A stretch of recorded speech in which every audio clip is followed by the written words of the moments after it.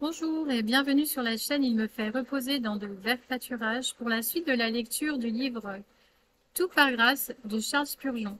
Je me trouve actuellement dans le village de Solomiac. Derrière moi, il y a un lavoir. Le département du Gers est actuellement en alerte canicule. Il fait extrêmement chaud. Vous avez dû voir aussi que les tournesols étaient très très secs. C'est vrai que c'est une région qui est très très jolie. Du coup, on profite aussi des cours d'eau, des lacs. Heureusement, voilà, il y a des endroits où il y a de l'eau. Donc, merci Seigneur pour la fraîcheur et pour l'eau. Et je vous souhaite une bonne écoute du chapitre 5. J'espère que mes chiens ne vont pas trop nous déranger.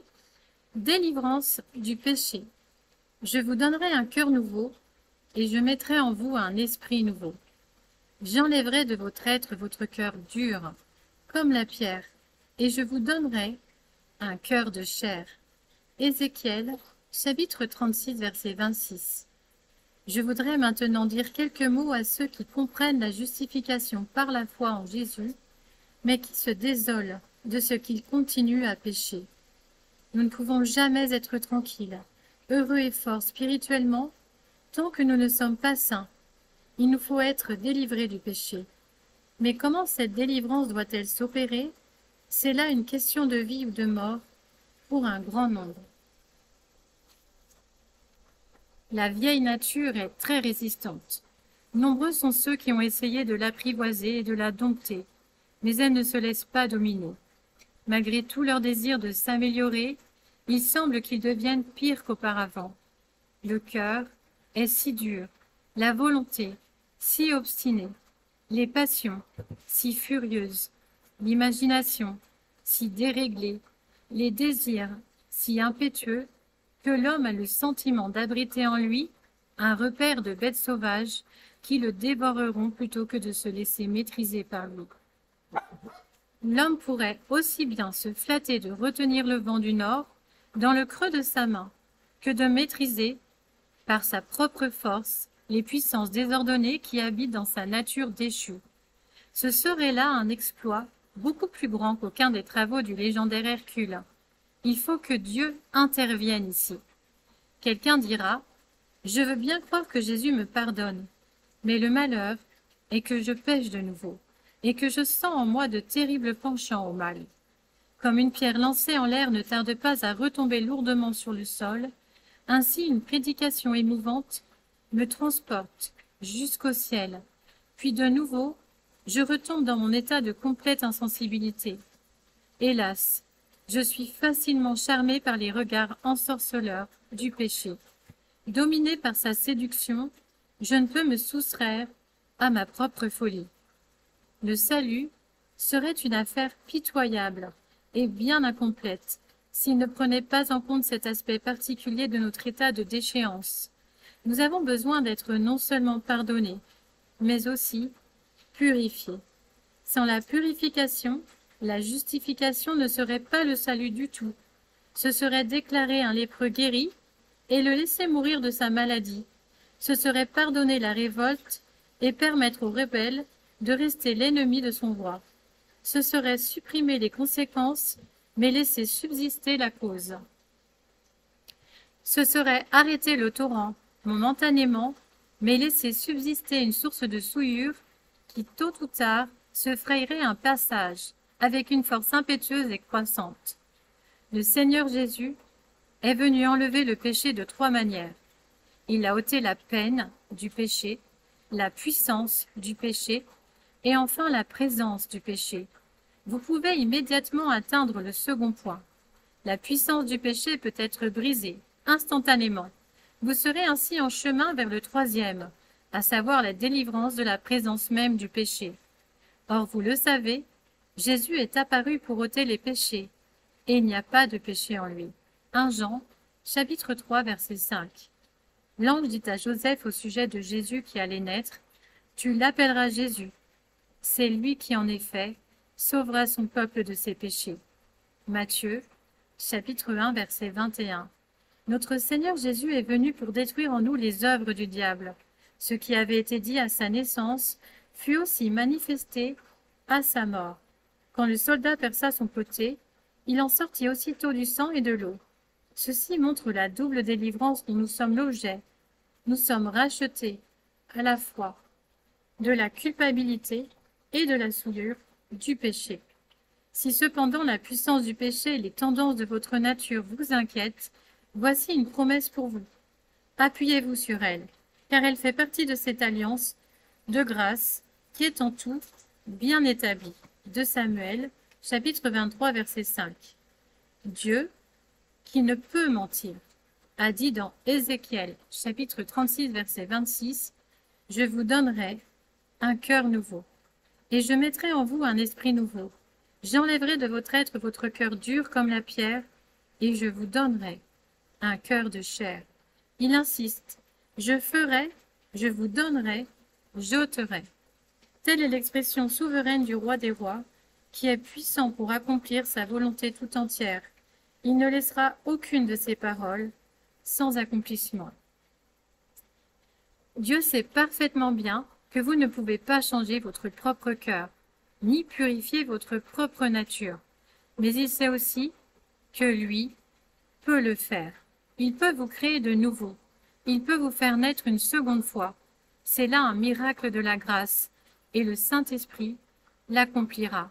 Supposons que quelqu'un, se tenant au pied des chutes du Niagara, commande au fleuve de faire demi-tour. Si à sa voix, les flots du fleuve commençaient à rétrograder et à remonter la pente abrupte du gouffre profond, ne serait-ce pas merveilleux? Seule la puissance de Dieu pourrait opérer ce miracle. Cet exemple illustre ce qui arriverait si vos inclinations naturelles étaient complètement transformées. Toutes choses sont possibles à Dieu. Il peut changer du tout au tout les tendances de vos désirs et le cours de votre vie. Au lieu de descendre la pente et de vous éloigner de Dieu, vous remonterez le courant en vous approchant de lui. En réalité, le Seigneur a promis d'accomplir cette transformation en tous ceux qui font partie de son alliance. Or, par les Écritures, nous savons que tout croyant a fait alliance avec Dieu. Relisons encore ce passage. « Je vous donnerai un cœur nouveau, et je mettrai en vous un esprit nouveau. J'enlèverai de votre être votre cœur dur comme la pierre, et je vous donnerai un cœur de chair. » Quelle merveilleuse promesse! Et elle est oui et amen pour nous, en Jésus-Christ, à la gloire de Dieu. 2 Corinthiens, chapitre 1, verset 20. Emparons-nous d'elle, recevons-la comme véritable. Alors elle s'accomplira en nous, et nous célébrerons pendant les années qui suivront le changement inestimable que la souveraine grâce de Dieu aura opéré en nous. Soulignons que lorsque le Seigneur enlève le cœur de pierre, il le fait une fois pour toutes. Aucun pouvoir ne peut ôter ce nouveau cœur qu'il donne, ni cet esprit de droiture qu'il met au-dedans de nous, car les dons et l'appel de Dieu sont irrévocables. Romains, chapitre 11, verset 29. C'est-à-dire que ce qu'il a une fois donné, il ne le reprendra jamais.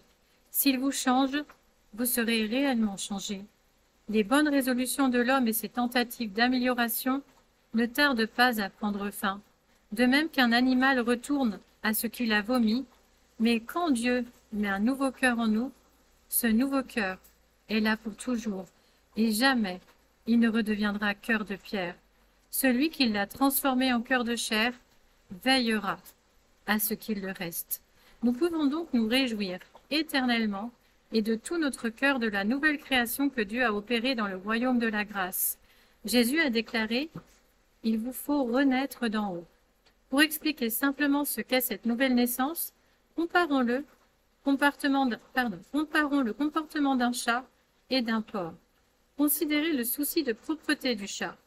Avec quelle adresse il se sert de sa patte et de sa langue pour se débarbouiller. Avez-vous déjà vu un porc agir ainsi? Jamais. C'est contraire à sa nature. Il préfère se vautrer dans la fange. Tentez d'apprendre à un porc à se laver et à se nettoyer lui-même comme fait le chat. Tâche ingrate. Vous pouvez laver un porc de force, mais il se dépêchera bien vite de retourner à son bourbier et bientôt il sera aussi sale qu'auparavant. Le seul moyen de persuader un porc de se nettoyer est de le transformer en chat. Alors il se lavera et sera propre. Supposez que cette métamorphose se réalise, ce qui auparavant était difficile ou impossible, devient tellement facile que le porc transformé pourra désormais venir au salon et se coucher sur le tapis. Il en est de même pour le pécheur. Vous ne pouvez le forcer à faire ce qu'un homme transformé fera très volontiers. Vous pouvez l'enseigner, lui montrer le bon exemple, mais il ne peut apprendre l'art d'être saint, car il n'en a pas le goût. Sa nature le conduit ailleurs. Mais lorsque Dieu fait de lui un homme nouveau, alors il voit toutes choses sous un aspect différent.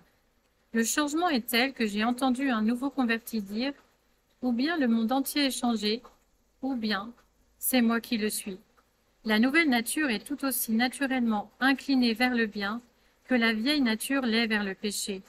Quelle bénédiction de recevoir une telle nature! Seul le Saint-Esprit peut la donner. Le Seigneur nous donne un nouveau cœur et un esprit droit.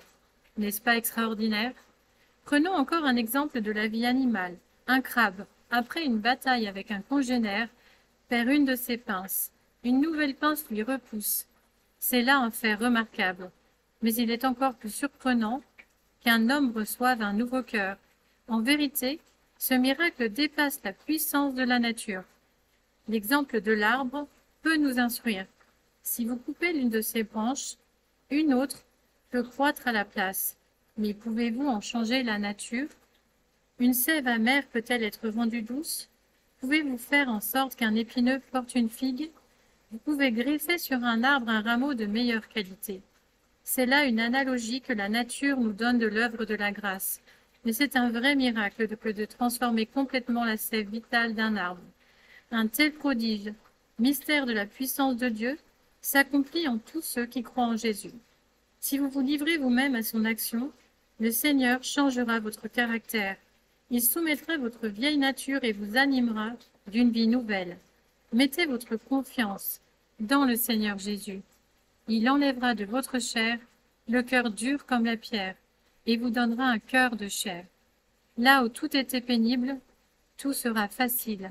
Là où tout tendait vers ce qui est bas, tout s'élèvera avec une force irrésistible vers ce qui est noble. Le lion de la colère cédera la place à l'agneau de la douceur. Le corbeau hideux s'enfuira devant la colombe pure. Le serpent, vil et rusé, sera écrasé sous le talon de la vérité. J'ai vu des changements moraux et spirituels tellement merveilleux que je ne désespère de personne. Des femmes perdues, dont la pureté resplendit maintenant comme la blancheur de la neige. Des blasphémateurs dont la foi profonde édifie maintenant tous ceux qui les entourent. Des voleurs devenus honnêtes, des ivrognes deviennent sobres, des menteurs parlent selon la vérité, des moqueurs sont zélés pour les bonnes œuvres.